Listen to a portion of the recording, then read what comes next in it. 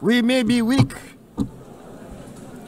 His Excellency, Mr. Antonio Guterres, Secretary General of the United Nations, Her Excellency, Madame Annalena Baerbock, President of the United Nations General Assembly, His Excellency, Mr. Moses Abelian, Under-Secretary General for General Assembly and Management, Excellencies, Heads of States, Heads of Governments, distinguished delegates, ladies and gentlemen. It is indeed a great honor for me to stand in this august General Assembly Hall among leaders and representatives who represent almost all of humanity. We differ in race, religion, and nationality, yet we gather together today as one human family.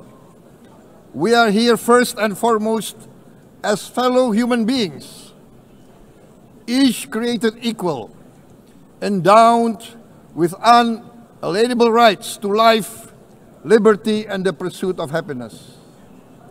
The words of the United Nations Declaration of Independence have inspired democratic movements across continents, including the French Revolution, the Russian Revolution, the Mexican Revolution, the Chinese Revolution, and Indonesia's own struggle and journey to freedom. It also gave birth to the Universal Declaration of Human Rights, adopted by the United Nations in 1948. All men are created equal was the creed that opened the way to unprecedented global prosperity and dignity. And yet, in our own era of scientific and technological triumphs, an era capable of ending hunger, poverty, and environmental ruin, we also continue to face today grave dangers, challenges, and uncertainties. Human folly, fueled by fear, racism, hatred, oppression, and apartheid, threatens our common future. My country knows this pain. For centuries, Indonesians lived under colonial domination, oppression, and slavery. We were treated less than dogs in our own homeland. We Indonesians know what it means to be denied justice and what it means to live in apartheid, to live in poverty, and to be denied equal opportunity. We also knew what solidarity can do in our struggle for independence, in our fight to overcome hunger, disease, and poverty. The United Nations stood with Indonesia and gave us vital assistance. Decisions made here based on human solidarity by the Security Council and this Assembly gave Indonesia independence, international legitimacy, opened doors, and supported our early development through the efforts of the United Nations Children Fund, the United Nations Food and Agriculture Organization, the FAO, the World Health Organization, and many, many other United Nations institutions. And because of that, Indonesia today stands on the cusp of shared prosperity and greater equality and dignity. Madam President, Excellencies, our world today is driven by conflict, injustice, and deepening uncertainty. Every day we witness suffering, genocide, and blatant disregard for international law and human decency. In the face of these challenges, we must not give up. As the United Nations Secretary General said, we cannot give up. We cannot surrender our hopes or our ideals. We must draw closer, not drift apart. Together we must strive to achieve our hopes, our dreams. The United Nations was born from the ashes of the Second World War that claimed scores of millions of lives. It was created to secure peace, security, justice, and freedom for all. We remain committed to internationalism, to multilateralism, and to every effort that strengthens this great institution. Today, Indonesia is nearer than ever before to meeting the Sustainable Development Goals of ending extreme poverty and hunger. Because years ago, this very chamber chose to listen and uphold social and economic justice. We will never forget. And today, we must never be silent while Palestinians are denied that same justice and legitimacy in this very hall. Excellencies, Thucydides warned, the strong do what they can, the weak suffer what they must. We must reject this doctrine. The United Nations exist to reject this doctrine. We must stand for all, the strong and the weak. Might cannot be right. Right must be right. Indonesia today is one of the largest contributors to United Peacekeeping Forces. We believe in the United Nations. We will continue to serve where peace needs guardians, not with just words, but with boots on the ground. If and when the United Nations Security Council and this great assembly decide Indonesia is prepared to deploy 20,000 or even more of our sons and daughters to help secure peace in Gaza or elsewhere, in Ukraine, in Sudan, in Libya, everywhere when the peace needs to be enforced, peace needs to be guarded, we are ready. We will take our share of the burden, not only with our sons and daughters, we are also willing to contribute financially to support the great mission to achieve peace by the United Nations. Madam President, Excellencies, I propose to this Assembly a message of hope and optimism, grounded in action and execution.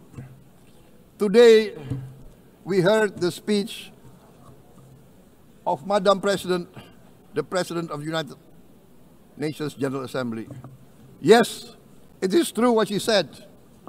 Without the International Civil Aviation Organization, will we be here today? Will we sit in this great hall? Without the United Nations, we cannot be safe. No country can feel secure. We need the United Nations, and Indonesia will continue to support the United Nations.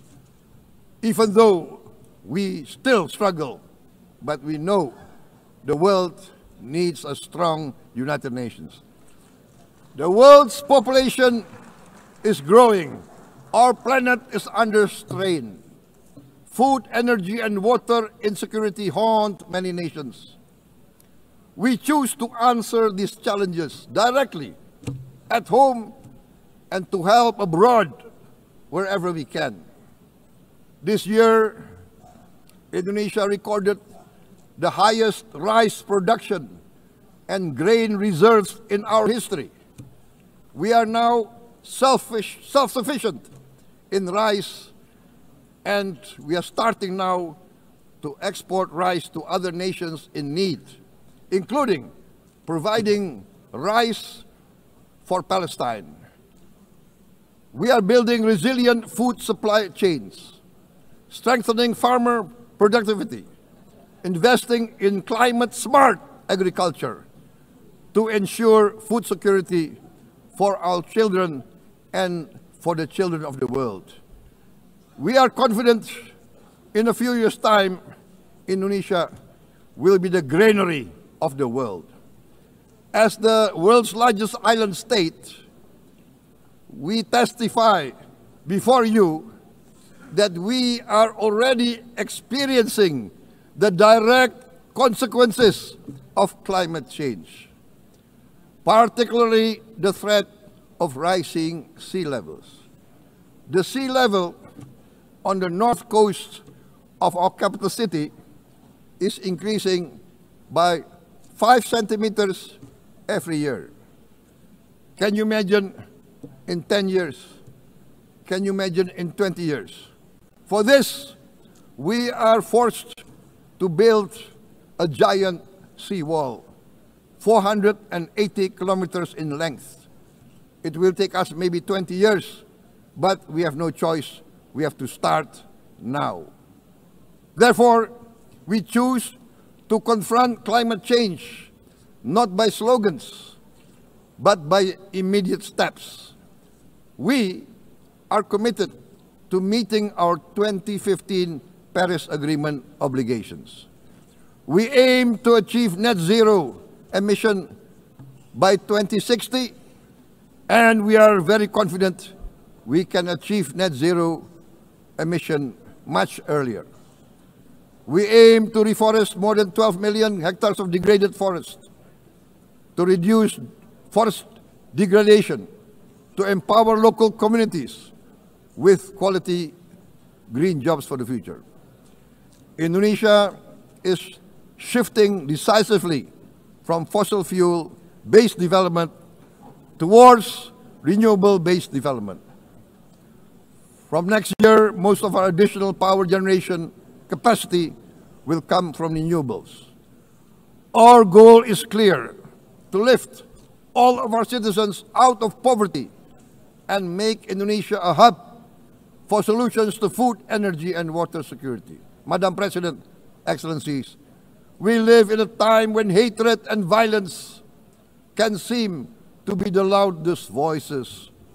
But beneath this loud noise lies a quieter truth, that every person longs to be safe, to be respected, to be loved, and to leave a better world to their children. Our children are watching. They are learning leadership, not from textbook, but from our choices. Today, still, a catastrophic situation in Gaza is unfolding before our eyes. At this very moment, the innocent are crying for help, are crying to be saved. Who will save them? Who will save the innocent?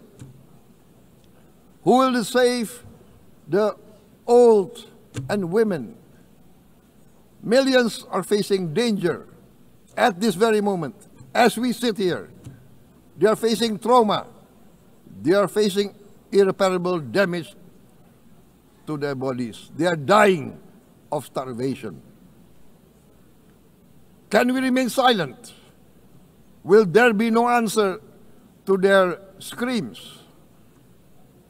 Will we teach them that the human family can rise to the challenge? Madam President, we must act now. Many speakers have said that. We must stand for a multilateral order where peace, prosperity, and progress are not the privilege of a few, but the right of all. With a strong United Nations, we can build a world where the weak do not suffer what they must, but live the justice that they deserve. Let us continue humanity's great journey of ideals, the selfless aspirations that created the United Nations. Let us use science to uplift, not use science to destroy. Let rising nations help others to lift themselves. I am convinced that the leaders of the great world civilizations of the West, of the East, of the North, of the South, leaders of America, Europe, of India, China, the Islamic world, the whole world, I am convinced they will rise to their role demanded by history. We are all hopeful that the leaders of the world will show great statesmanship, great wisdom, restraint, humility, overcome hate, overcome suspicion. Madam President, distinguished delegates, we are greatly heartened by the events of the last few days, where significant leading countries of the world have chosen to side with history, to choose the right side of history, the path of the moral high ground, the path of rectitude, the path of justice, the path of humanity, to shun hatred, to overcome suspicion, and to avoid the use of violence. The use of violence will beget violence. No one country can bully the whole community of the human family.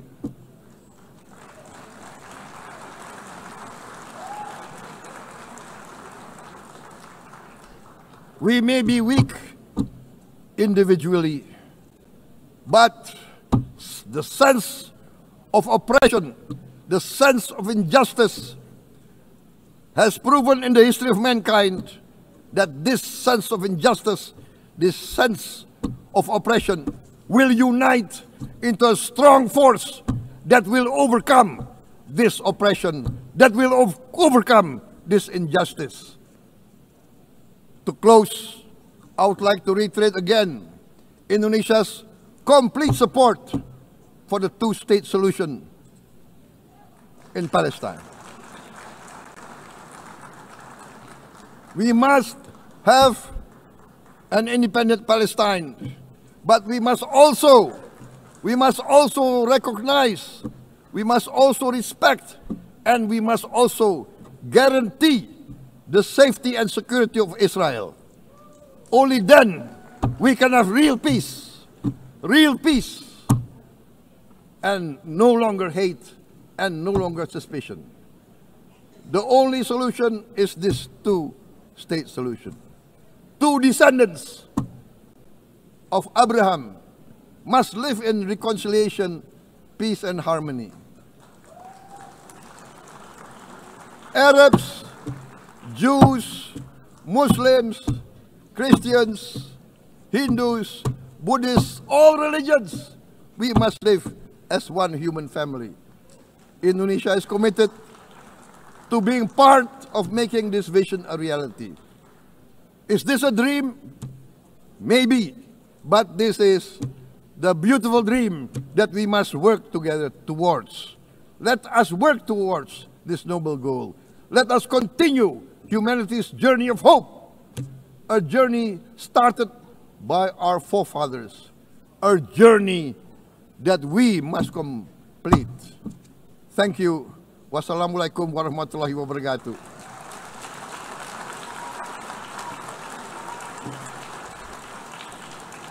Shalom. Om Santi, Santi, Santi Om. Namo Buddhaya. Thank you very much.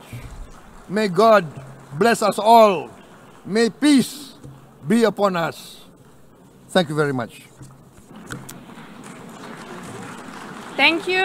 On behalf of the Assembly, I wish to thank the President of the Republic of Indonesia. Download Tribunnews sekarang. Menghadirkan lokal menjadi Indonesia.